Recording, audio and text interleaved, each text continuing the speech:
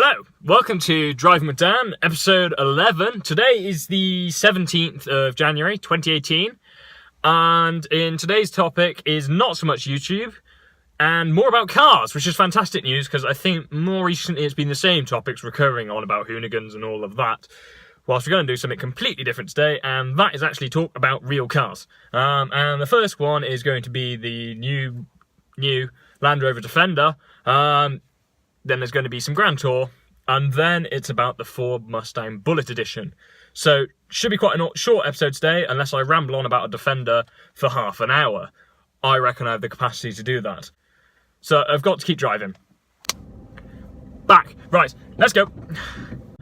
Yes, so the new-ish Defender is a project by Special Vehicle Operations.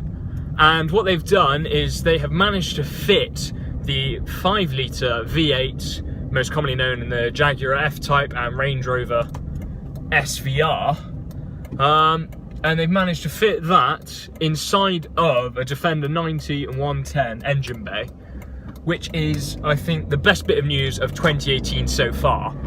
The engine is making 400 brake horsepower, and that's 150 brake horsepower less than the other applications like the F-Type and Range Rover.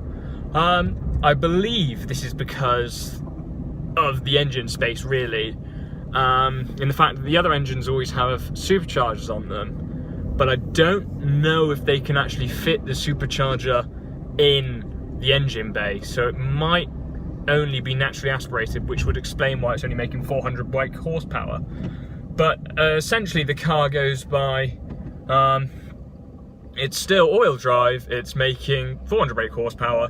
0 to 60 I think is 6 seconds, which is ridiculous for a Defender. The exterior looks exactly the same apart from a slight vent underneath the headlight. And it is my favourite car of all time now, I would say. I don't know, I've always had a soft spot for Defenders, and now now Jaguar Land Rover have shoehorned the fantastic 5-litre V8 into it.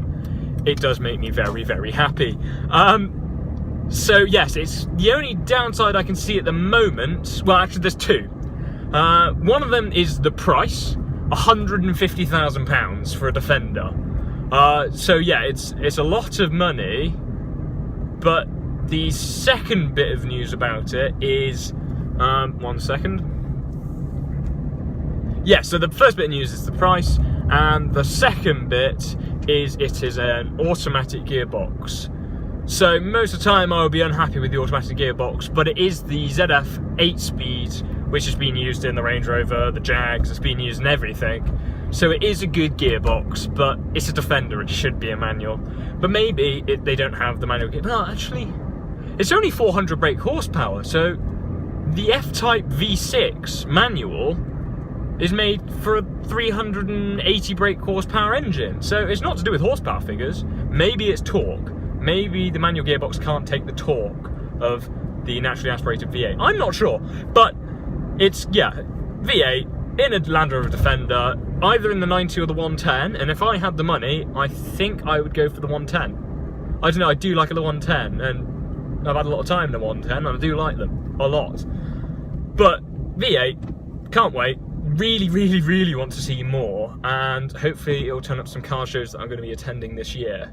But when I saw the news, made me so happy.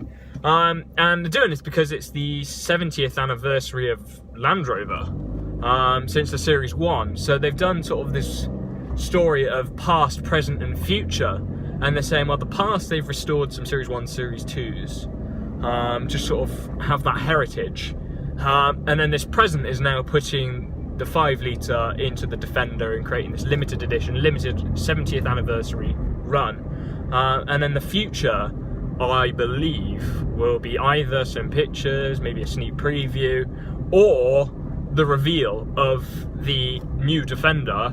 But I don't know what timescale we're talking. It could be some point this year, possibly Geneva Motor Show. But it's going to be at some point, there's going to be the new Defender, I believe, this year, which does make me very, very happy.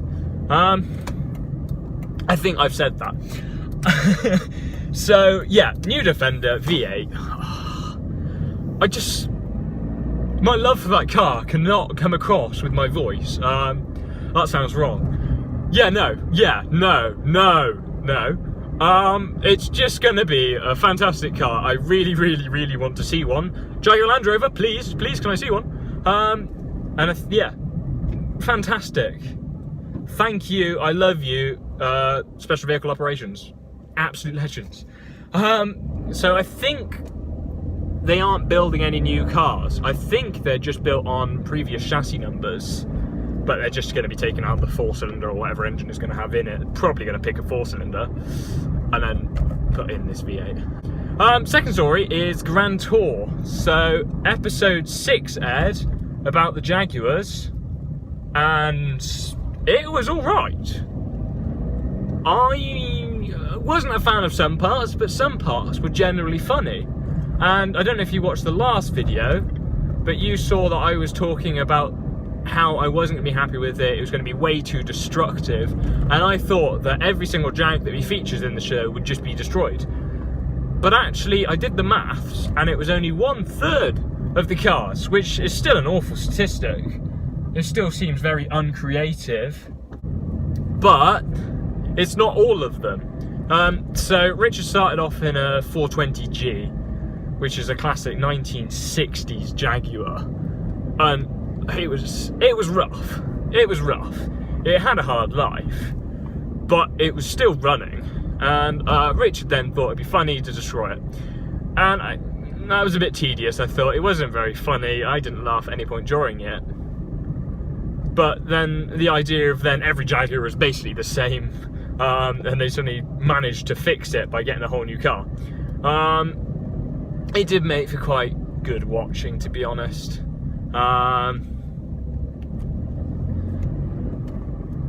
So, you know, it swings and roundabouts, and it had quite a good scene driving down a ski slope.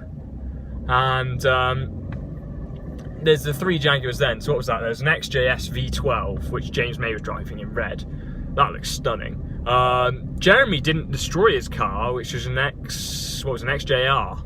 So it was the XJR, there was an XJ that Richard was driving, an XJ6, and then James was in the XJS V12, all going down a ski slope in America. And it was quite fun watching, actually, seeing these Jags. It looked like something from James Bond. So I made a comment on my Instagram, well, I made a post on my Instagram talking about this, basically about it being a James Bond film more than Grand Tour. So overall, I was actually surprised with how it went, and compared to what my thoughts were going into the episode, I was pleasantly surprised.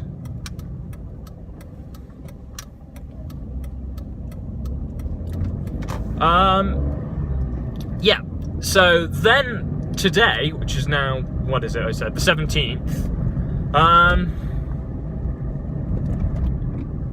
there was the trailer for episode 7, and this one is now back to Grand Tour. There's a Huracan Performante going around the track. There seem to be some Lanciers, like, what is it? I can't remember the name, the 038? The rally car, the Group B one. So there's some Lanciers going around, and what else was there? Some sort of stunts. I couldn't really work out what was going on in the trailer, but when I watch it, I'll tell you what went on. It looks like quite a fun episode, actually. So looking forward to that.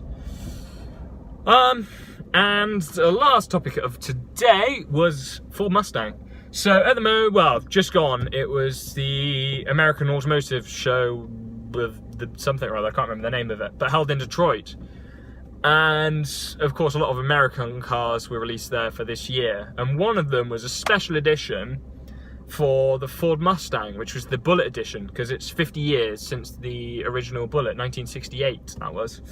And they decided to build a sort of special limited edition run of the Bullitt Ford Mustangs.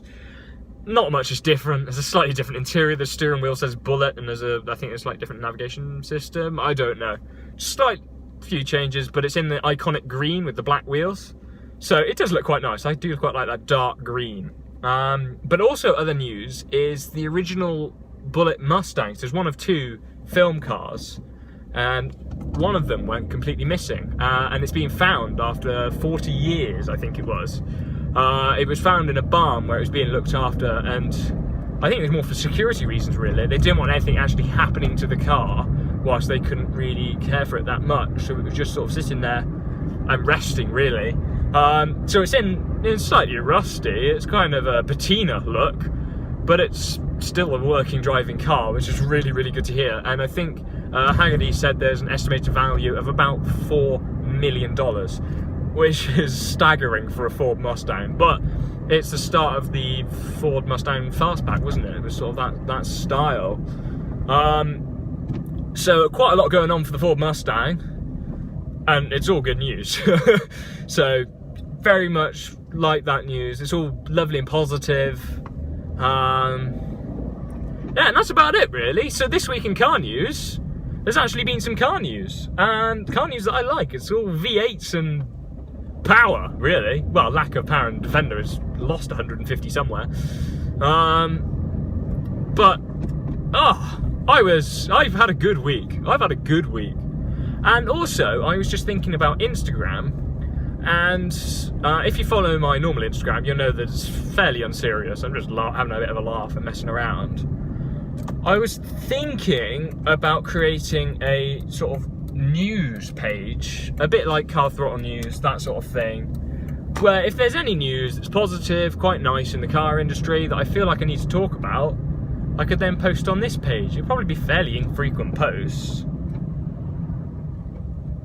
but I wonder how you'd think of that news. Sorry, someone just completely missed their drive and just stopped in the middle of the road. Yeah, so I think it'd be fairly infrequent, but rather formal, not formal, but fairly, positive. Yeah, fairly formal, actually. Facts and news and stuff that I'm really interested in that feel like I need to share, I can then post on this page.